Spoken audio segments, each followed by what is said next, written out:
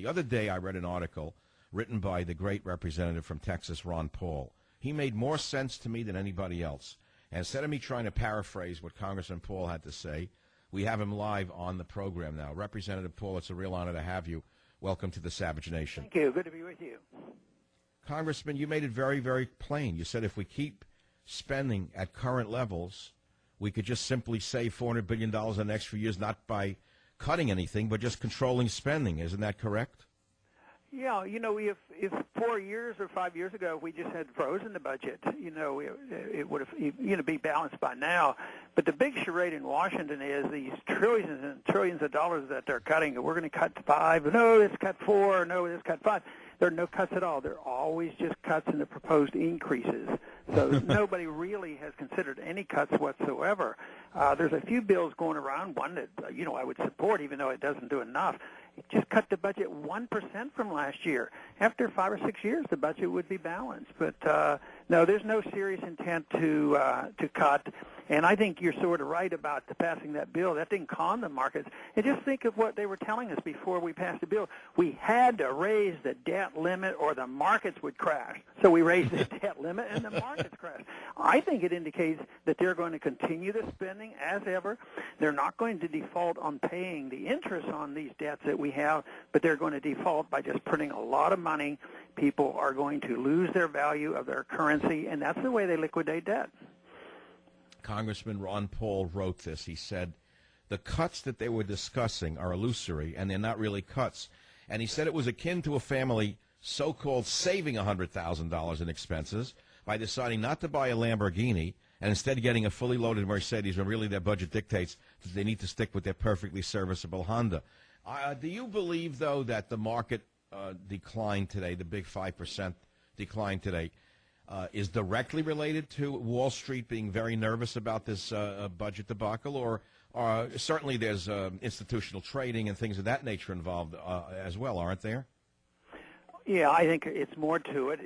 Sometimes markets are looking for excuses. When there's an excuse and it starts down, maybe the market, I don't believe the market was ever worth that much. The recovery here these last several years was artificial. It was just the Fed making this, desperate effort to reinflate the bubble and created all that money, QE1 and QE2, and creating trillions of dollars and bailing out the rich and the Wall Streets and the banks. Yeah, they had a lot of cash. They were getting cash for free from the Fed, and they were able to buy Treasury bills for that, and it made it look like the market was good. But it wasn't real growth. The jobs weren't coming back. The standard of living was going down, and the deficit was exploding. So I think it's all those things put together. And the main problem we have in dealing with this crisis is nobody in Washington wants to admit a cold, hard fact. This country's bankrupt. If you're bankrupt, you have to do something about it. You just can't, go further into debt.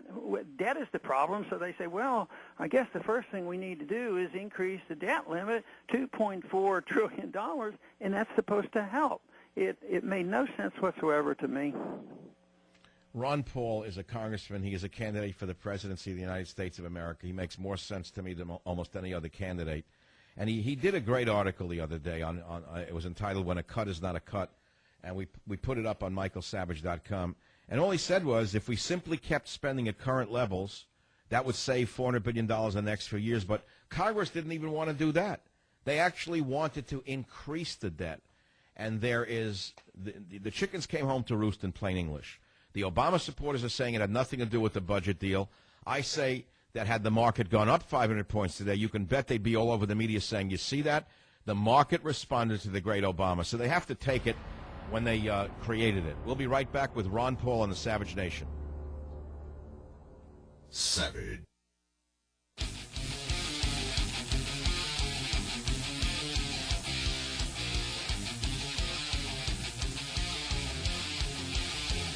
Welcome back to the Savage Nation. We're talking about today's stock market downturn, 5%. It's another $800 billion off the value of U.S. equities. That's a huge day.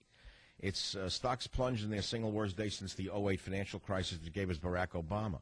The fact of the matter is, we have with us a gentleman who knows something about what's really going on, Congressman Ron Paul of Texas. And he wrote a great article the other day called "When a Cut is Not a Cut."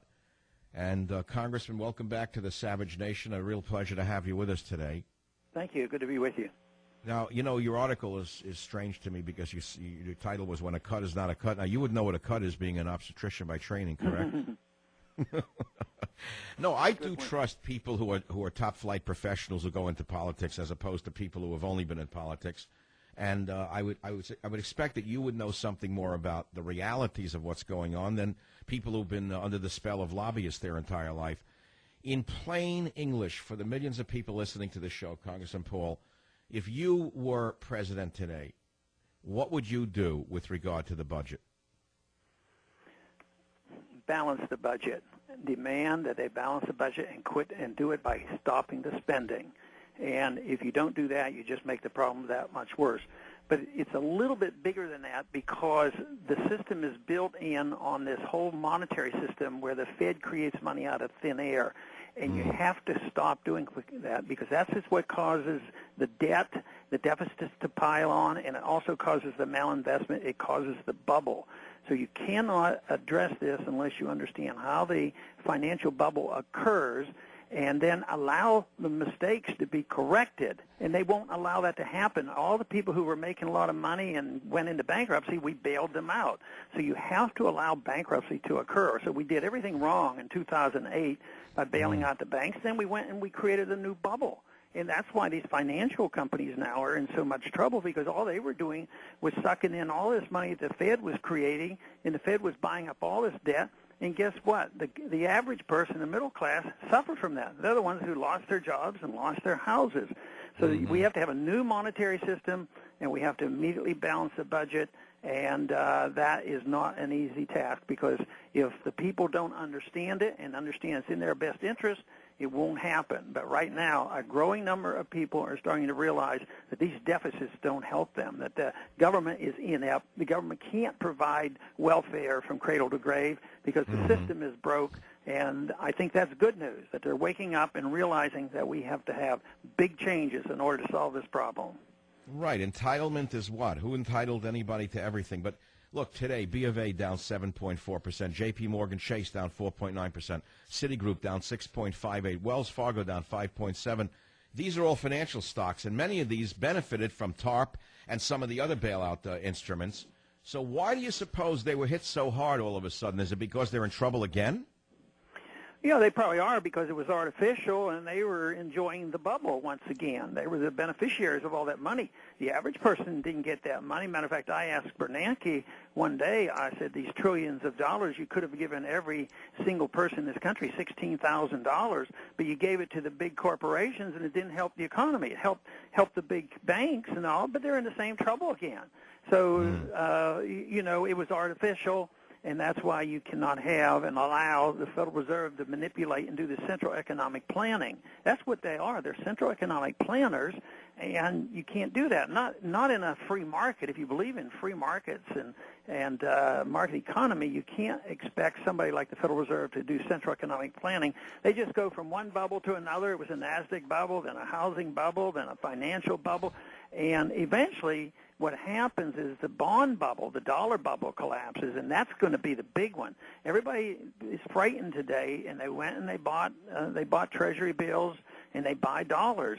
But that is a bubble too. And when the panic comes and they leave the dollar and go into real assets, that's when the whole world knows that a new monetary system is on the horizon because this one will not last. And I think we're approaching it. That's how you have days like this that are warning signs that big crash is coming for the dollar.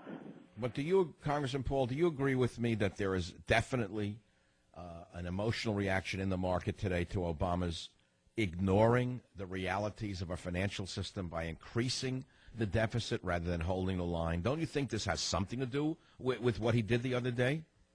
Well, I don't think you can sort out the emotions from reality. Yeah, they get emotional, and that's what panics are all about. But in reality, it's logical. Sometimes emotions are very, very important. But it's not only emotions. They're reacting to some hard, cold facts that what he's been doing and the way he's been spending and the way he wants to punish anybody who's making profits, yes, those are facts. And people are reacting logically to this, and then at times they get a bit emotional about it, but it's justified. I know you have to go in a few seconds, but I've come up with a couple of ideas. Social Security, don't you think the retirement age needs to be raised? Yeah, something has to be done because the money that was put in there has been already spent. So if you're going to try to salvage it, you have to do that. But, they're already working very hard to cheat the recipients. Indirectly, they should be more honest about it and raise the age and do those kind of things. But they don't get cost of living increases. They're already proposing that they change the CPI calculation once again, and therefore they're going to get less purchasing power, even though they may get the same amount of money. But if there's going to be a long-term correction, yes, you'd have to raise the retirement age and do some other things.